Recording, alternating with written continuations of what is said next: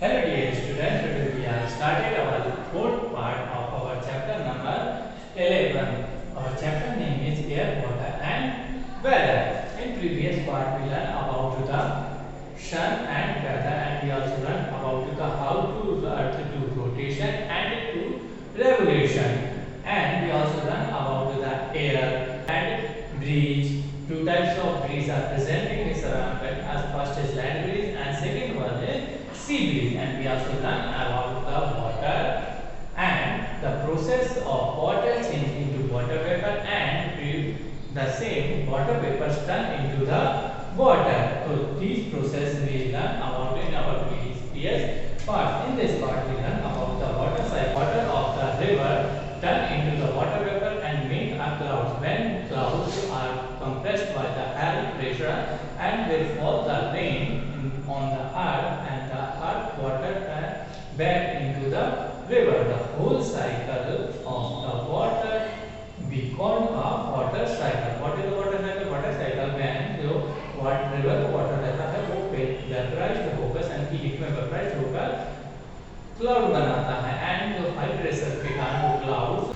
वापस से जो अर्थ सरफेस उस पर रेनिंग करते हैं, और जो रेनिंग का वाटर है वापस से किसमें आ जाता है, रिवर में आ जाता है। तो जो एक होल साइकिल होता है वाटर का उसको क्या बोलते हैं, वाटर साइकिल बोलते हैं। And we also learn about in this part purification of water. In water many types of impurities are present. So how to remove the impurities of the water? We use these types of method for removing the impurities from water.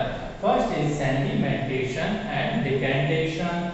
Second is filtration. Third is boiling, and fourth one is chlorination. So let's go to our screen.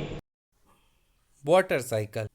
The process of evaporation and condensation are going on continuously in the nature. Water की evaporation और condensation की जो process होती है वो nature में continuously होती है। Water evaporates from the water bodies due to the sun heat, और जो वाटर सन हीट के कारण ही जो वाटर बॉडीज़ रहती हैं उनसे एवोपरेट होता है। It then rises up and condenses to form teeny droplets of water, और ये राइज होकर वाटर की टीनी ड्रॉपलेट्स में कन्वर्ट हो जाता है। These teeny droplets of water together form clouds, और यही tiny droplets of water join होकर क्लाउड्स को फॉर्म करती हैं। Inside clouds these droplets become bigger. When the droplets of water become too heavy to remain afloat in the air, they fall down as rain or snow. और यही water droplets धीरे धीरे इन clouds के अंदर बड़ी होती जाती हैं, और जब ये ड्रॉपलेट्स वाटर की ड्रॉपलेट्स बहुत हैवी हो जाती हैं और अपने आप को रोक नहीं पाती हैं एयर के प्रेशर से, तो ये वापस से ग्राउंड पर रेन या स्नो के फॉर्म में कैसे आ जाती हैं, वापस आ जाती हैं। The rain water flow back to the water bodies, और वही रेन वाटर जो वापस से वाटर बॉडीज़ में आ जाता है। This continuous process is called water cycle, और इस कंटिन्यूस प्रोसेस को वाटर साइकिल कहा जाता है। Purification of water. We should drink clean water, हमको क्लीन वाटर पीना चाहिए। The water in wells, rivers, ponds contains soluble impurities, insoluble impurities and germs, making it unfit for drinking.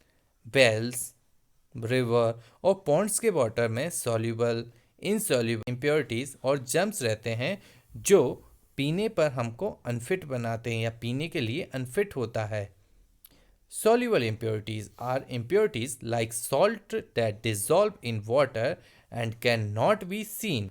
Soluble impurities वह impurities होती हैं जैसे water में salt को dissolve करने पर हमको सॉल्ट दिखाई नहीं देता है। Insoluble impurities are impurities that can be seen as they do not dissolve in water, example pebbles. और इनसॉल्युबल इम्प्योरिटीज़ वह इम्प्योरिटीज़ होती हैं जो वाटर में डिज़ोल्व करने पर दिखाई देती हैं, विजिबल होती हैं, जैसे pebbles. The impurities present in water can make us fall sick, और जो इम्प्योरिटीज़ रहती हैं वाटर में प्रेजेंट वो हमको कैसे बनाती हैं, सिक कर देती हैं।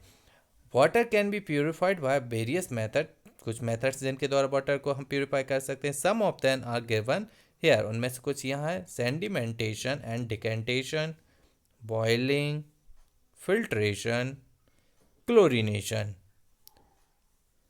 sedimentation and decantation. In this method, water is allowed to stand for some time in a container. इस मेथड में वाटर को कुछ टाइम के लिए कंटेनर में रखते हैं. All the mud and insoluble impurities settle down at the bottom of the container. और जो जितनी भी मड या insoluble impurities रहती है वो उस कंटेनर के बॉटम में सेटल हो जाती है. The process in which insoluble impurities settle down is called sedimentation. वह प्रोसेस जिसमें insoluble impurities नीचे सेटल हो जाती है इसको sedimentation कहते हैं. Now, the water is gently poured out into another container without disturbing the settled impurities. अब हम इसको बहुत केयरफुली जो नीचे सेटल इम्प्योरिटीज़ है उसको डिस्टर्ब किए बगैर जो प्योर्ड वाटर रहता है उसको दूसरे कंटेनर में रख देते हैं. The process by which water is gently poured out to another container after sedimentation is called decantation.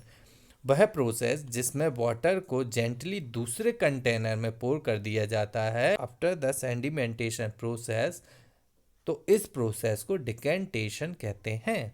The water we get after decantation is not very clean as it may still contain very fine impurities.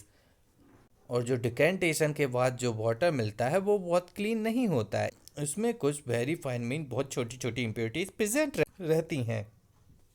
Filtration.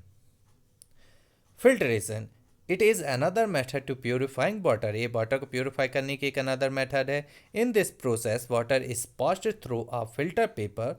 Filter paper allow water to flow through it but not impurities.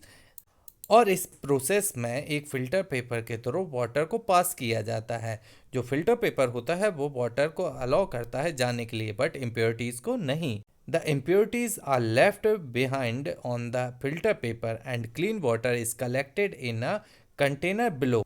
जो impurities रहती हैं उनको filter paper के द्वारा अंदर ही contain करके रख लिया जाता है बट और वाटर को दूसरे एक कंटेनर में क्या कर लिया जाता है, कलेक्ट कर लिया जाता है. Decanted water can also be filtrate और टू रिमूव इम्प्योरिटीज़. और जो डिकेंटेड वाटर है उसको भी फिल्ट्रेट के द्वारा उसमें प्रेजेंट इम्प्योरिटीज़ को अलग किया जाता है. Boiling. Boiling it is the simplest way to purify water. ये सबसे वाटर का सबसे सिंपल वे होता है वाटर को प्योरीफाई करने का. द फिल्टर्ड वाटर में contain germs which can make us fall sick. और जो फिल्टर वाटर रहता है, फिल्ट्रेट वाटर रहता है, उसमें कुछ जर्म्स प्रेजेंट रहते हैं जो हमको सिक कर सकते हैं. Boiling water kills the germs present in it. और जो बॉइलिंग वाटर को बॉयल किया जाता है तो वो इसमें प्रेजेंट जर्म्स को क्या करता है, किल कर देता है. Chlorination. Chlorination germs present in water can also be killed by adding chlorine.